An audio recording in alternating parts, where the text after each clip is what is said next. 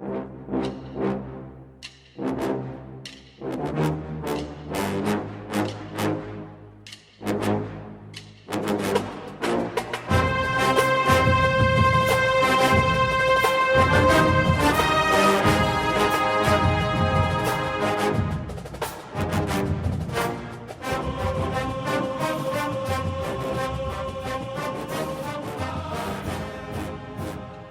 morning, Bucknutters. Welcome to the Bucknuts Morning 5 here on Friday, January 10th, 2020. I am Dave Biddle, very happy to be joined by Jonah Booker.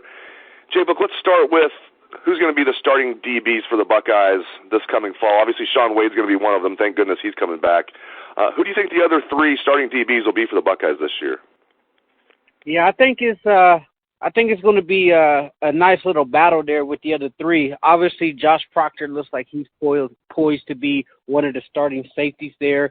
The one thing that you really have to like about down the stretch, you had a bevy of those young guys competing in critical minutes with Seven Banks and Ken Brown and Wade was out there helping those younger guys, and then you had Amir Reef. So I think those are the guys that you're going to be looking at that's probably going to get first dibs in there.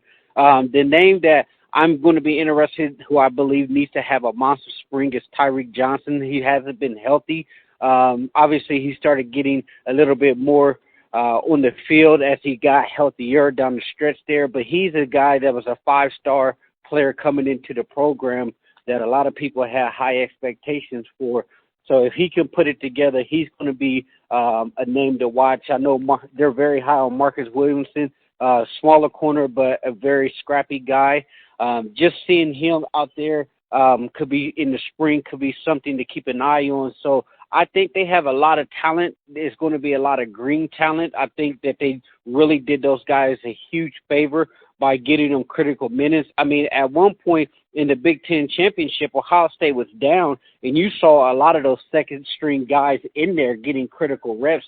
And for them to be doing that tells me that they have a lot of confidence in those younger guys. So I think, you'll get your I think for sure you're going to have Shaun Wade as a lock and Josh Proctor as a lock, and then I think you're going to have a nice little rotation with the other younger guys for the other two spots. But I really like the way Amir Reep came on down the stretch there, too. He got some critical plays in there, and I thought that he played really well in the Michigan game, getting that interception. Schematically, obviously they went with basically three corners and one safety. Jordan Fuller was the free safety, the deep safety, and they went with three corners. Very interesting. Now, Shaun Wade is, he's Swiss Army knife. I mean, he can do a little bit of everything, kind of like Minka Fitzpatrick with the Steelers' former Alabama DB. He's basically, he can do a little bit of everything. But do you think that was a Jeff Hafley thing, or do you think now, and even if it was, do you think Ryan Day is going to tell, the defensive staff he wants to continue doing that? Just how do you think it's going to look schematically? You think they're going to do what they did last year, or might they go with more of a traditional defensive backfield? No, from what I told, this is something that Ryan Day wants to continue going forward. So just as far as the defense, it went from a bottom tier total defense to a top 5 defense nationally, and the pass defense was pretty outstanding there. So I think this is the direction that Ryan Day wants to go with in the future. So I expect to see more of that. And I think with Madison remaining there, you'll still see a lot of that.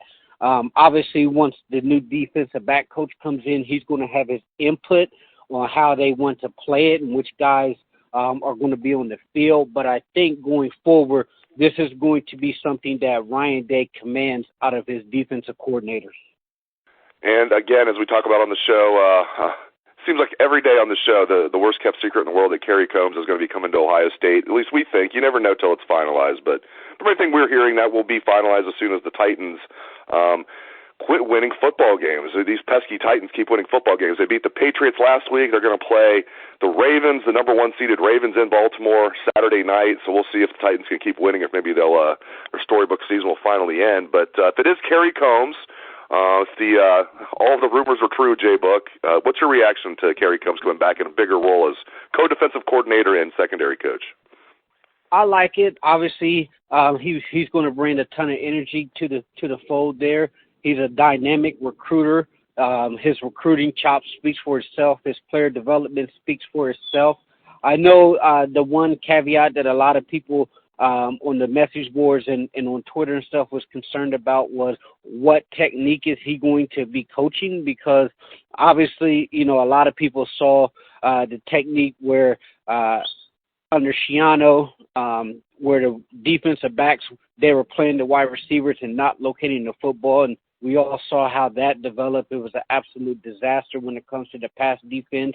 And then as Hafley came in, they played more of getting their heads around finding the ball, making plays on the football, and you saw a dramatic increase in getting the hands on the football as well as making big-time plays. And you also kind of saw that with Chris Ash. He was a big proponent of finding the football. Malik Hooker thrived on that. So it'll be interesting to see what type of technique he implies here, because he's coached both. But just having him back, you're going to have a bevy of grizzled veterans on that defensive side of the football with him and Larry Johnson and Madison. And then you couple that with a lot of the energetic younger guys on the staff. I think Ryan Day is putting together a heck of a mix here. But one thing that cannot be overstated is you're going to have another dynamic recruiter. And I was really surprised how well Jeff Hafley recruited, his first go around, and he did a remarkable job. But just seeing the DBs that Kerry Coombs was able to pump into the NFL and the guys that he was able to pluck speaks for itself. Cam Martinez is kind of the one remaining holdout, so to speak, for the 2020 class. He'll make his decision on the late signing day. So I think that is February 5th. He will make his decision. What do you think is going to happen with Cam Martinez? He's still verbally committed to Ohio State. He was close with Jeff Hafley. If Kerry Coombs is the guy, we know where Cam Martinez lives. He lives in Michigan. Kerry Coombs did a great job recruiting the state of Michigan. I would think Kerry Coombs is going to be able to re-land Cam Martinez, so to speak. What do you think is going to happen, JBook?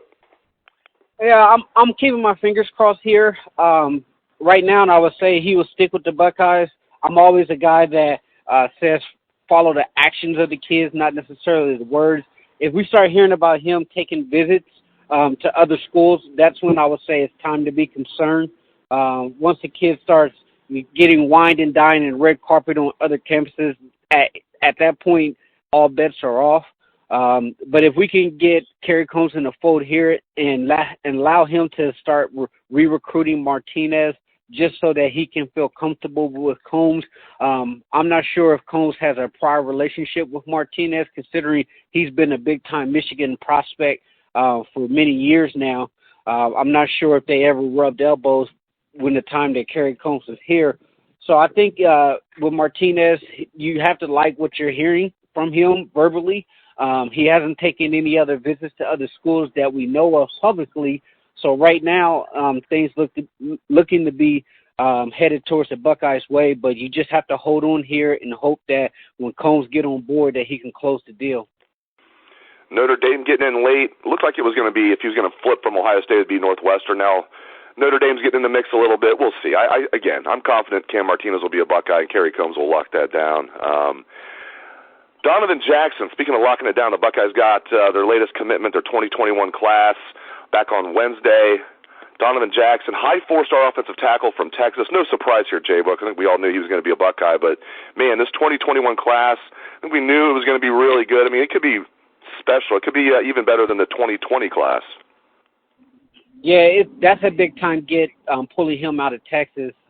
He's going to be a future stud. I mean, he was one of the younger guys that was invited to the Nike opening combine, and he performed at a high level there, showing that he can compete with the big boys. So just getting him in the fold this early is tremendous. I think this 2021 class is going to have a monster offensive line haul. Right now, they're off to a roaring start as far as the overall team. A lot of pieces that have to fall for Ohio State as far as running back recruiting and defensive back recruiting. I think those two are going to be the main priority, but where they position themselves at as far as offensive line recruiting has to be extremely encouraging for the staff and the fans here, because I think you're going to see at least 4 or 5 guys in this class that are going to be top 200, 247 guys on the offensive line. So just getting that type of offensive line haul is going to set the tone for the program for years to come, just getting some of those guys in the trenches that are going to be some junkyard dogs. But you have to give it up. Stud is doing a remarkable job on the recruiting trail right now, getting the guys that he got in this past 2020 class, and then getting off to a hot start in 2021. You have to feel good where Ohio State's at with this 2021 class. And I think, as you mentioned, it has the potential to be even better than this 2020 class, which was outstanding. Last thing, this one perplexes me. I want to talk about Billy Price for a little bit. This isn't coming out of left field. The Athletic, they did a story on Billy Price and how it might be time for the Bengals to cut their losses, is what the exact quote from Paul Dehner was. He does a great job covering the Bengals, Paul Dehner. And this just, I don't know. I'm just absolutely flabbergasted by this, JBook. Billy Price is a guy, he started 55 consecutive games at Ohio State, 4-year starter. Started as a redshirt freshman on the national championship team in 2014 at guard, three-year starter at guard. As we all know, moved to center as a fifth-year senior, Remington Award winner as the nation's best center, All-American. Again, the Iron Man of Ohio State with 55 straight starts, never missed a game, started every game. Was a really good player. Bengals take him in the first round. You're thinking, not you, but maybe you. Everybody's thinking, okay, that's a solid pick right there. Billy Price might not be a star, but he'll be, at least I was thinking, he'll be the Bengals center for the next 10 years. Well, already the Bengals have a new center, Trey Hopkins, who was an undrafted free agent a few years ago, has beaten out Billy Price. They re-signed Trey Hopkins to a 3-year contract the Bengals did, and the Bengals don't feel Billy Price is very good at guard. They tried him at guard. They think he's a center or nothing in the NFL, so it might be time to trade Billy Price for pennies on the dollar. I did not see this coming at all. Just your thoughts on this, J-Book. Yeah, I'm a little surprised about it because, you would have thought Billy, with his size and strength, it had translated over to the NFL game. So far, it looks like it hasn't. I thought Billy, as you mentioned, would be a multi-year starter for the Bengals, a guy that has shown to be pretty savvy at the center position and could be pretty nasty in the run-blocking game. So I thought at the time it was going to be a solid pickup for Cincinnati, but obviously things haven't played out like they were hoping for. Billy got outplayed for the center spot, and he hasn't really lived up to the expectations that's set for him for the guard position. So if I'm Billy, I would want to get traded right now, because if the Bengals don't have that confidence in you, I want another crack at the center position with another potential team. So if he can get out of there, then good for him. I mean, obviously Billy's going to have to really bring his game up to another level to stick in the NFL, but just the news that, he's fallen that out of favor with Cincinnati is kind of surprising this early on in his career. Yeah, no question about it. Hopefully he turns it around, and if it's not with the Bengals, it'll be with somebody else. Work ethic has never been a problem with him, so I don't know what's going on there. Maybe it's the Bengals development. That could certainly be an issue. Great stuff as always from Jonah Booker. Really appreciate it, J-Book, and appreciate all the listeners out there for tuning into the show. Hope everyone has a great day and a great weekend. Let's hear that Buckeye swag, best damn band in the land.